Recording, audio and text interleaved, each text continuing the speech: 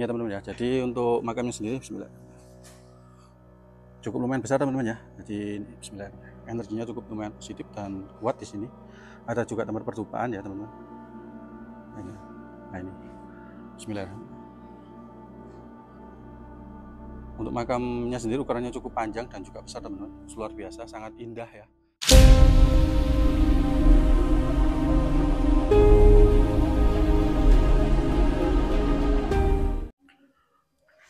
Ya, assalamualaikum warahmatullahi wabarakatuh. Ya, sobat peradaban Nusantara. Kali ini saya berada di sebuah bukit atau sebuah gunung, tempat di mana dimakamkan ibunda dari Ratu atau ibunda dari Pati Gajah Mada, teman-teman, yaitu Ratu Tribhuwaneswari. Ya. Jadi Tribhuwaneswari yaitu Putri Sulung Raja Nagara Singosari dan Permaisuri Raden Wijaya. Di sinilah Gajah Mada dilahirkan. Jadi di sini selain makam dari ibunya Gajah Mada, juga disinilah tempat dulu Pati Gajah Mada dilahirkan, teman-teman. Jadi ini ya tentang nama Gunung Ratu ya. Jadi berawal dari kisah Raden Wijaya yang berhasil membalaskan dendam kerajaan Singosari yang runtuh akibat pasukan gelang-gelang, teman-teman, sampai berhasil mendirikan Kerajaan Wilwatikta sebagai penerus Singosari. Jadi Raden Wijaya menjadi raja dengan permaisurinya Ratu Tribhuwaneswari, dan Raden Wijaya juga menikahi 3 anak raja ya, Kartanegara atau adik dari Ratu Tribhuwaneswari, yaitu Narendra Duhita, Jayendra Dewi, Gayatri, dan tidak lama setelah itu Keboa Nabrang dan Musang Raja Kartanegara yang melakukan ekspansi Pamalayu datang membawa 2 putri, yaitu Dara Petak dan Dara Jingga, sebagai persembahan kepada Raja Kartanegara. Karena Raja Kartanegara sudah mangkat, maka Dara Petak diserahkan dan diperistri oleh Raden Wijaya dan Ratu Tribhuwaneswari dan 3 adiknya.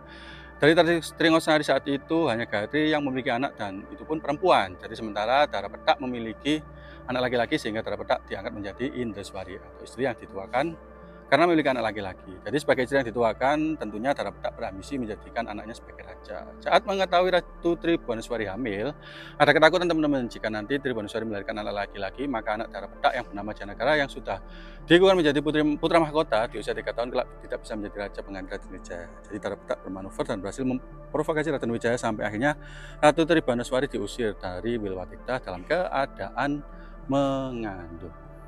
Jadi Ratu Tribhuwaneswari keluar dari istana puncak perjalanannya sehingga di Gunung Ratu ini, teman-teman, yang sebelumnya bernama Gunung Himbang. Jadi demi keselamatan anak yang dikandungnya, keberadaan Ratu Tribhuwaneswari di Gunung Ratu ini sangat dirahasiakan agar tidak diketahui oleh pasukan Wilwatikta.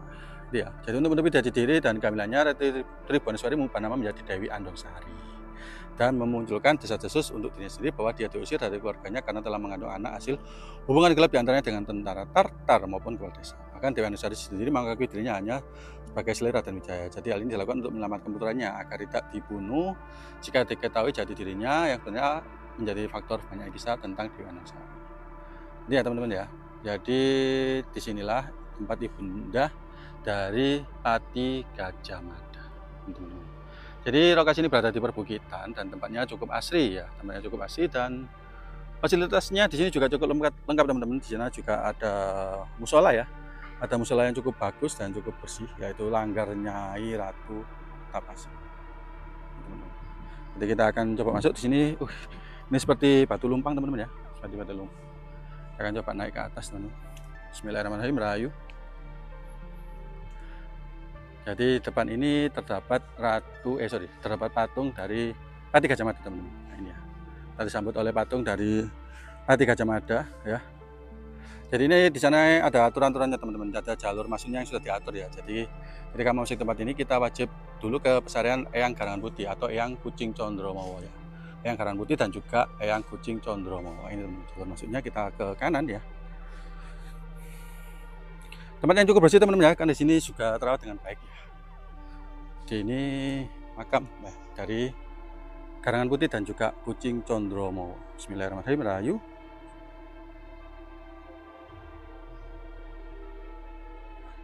Sini juga sepertinya sering dikunjungi, teman-teman ya, sering diziarahi karena masih ada beberapa bunga dan sisa-sisa pertupaan yang masih terlihat baru.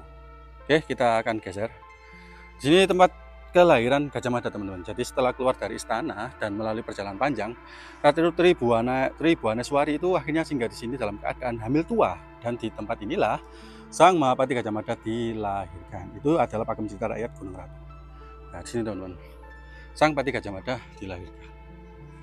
Ya, cukup lumayan kuat teman-teman ya, energinya cukup lumayan. Oke, kita akan coba masuk, dan disinilah ternyata makam dari Ibunda Pati Gajah Mada, yaitu Ratu Andongsari atau Ratu Tribhuwaneswari.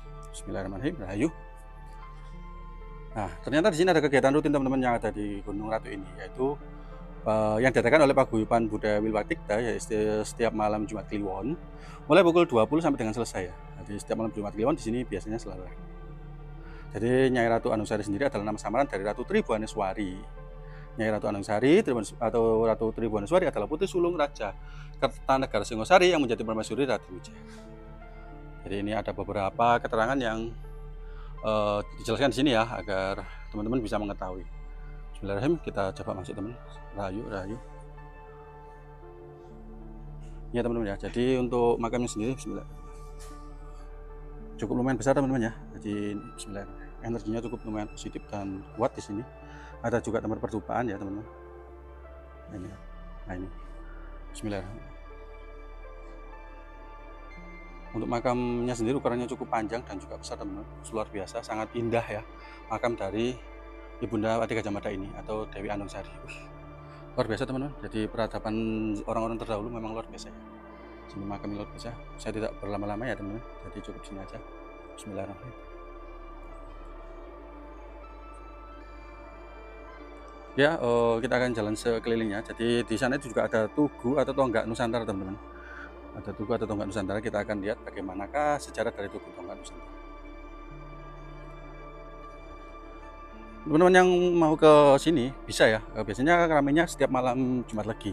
Ya, malam Jumat Legi juga katanya pihak juru kunci juga ramai teman-teman, ada banyak peziarah yang sini. Nah ini adalah tugu tonggak Nusantara.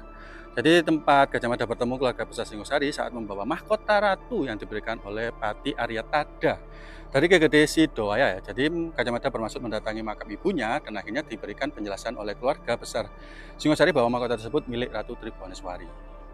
Dan Gajah Mada adalah anak dari Raden Wijaya dan cucu dari Raja Kertanegara Singosari.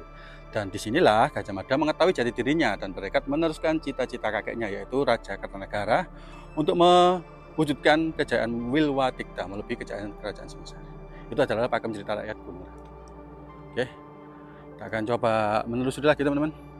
Tempat yang cukup bersih dan cukup indah ya, berada di area gunung ya. Ini bagus teman-teman, sangat nyaman ya. Mungkin di sini kita berada di sini sangat nyaman dan saya rasa cocok untuk menenangkan diri ya, menenangkan diri atau bermeditasi mungkin ya. Karena juru kuncinya juga sangat ramah di sini ya, sangat ramah. Nah ini teman-teman, aduh energinya di sini cukup kuat ya. Energinya cukup kuat. Jadi disinilah tempat terjadinya peristiwa berdarah antara Ratu Tribhuwaneswari dan abdi kinasinya.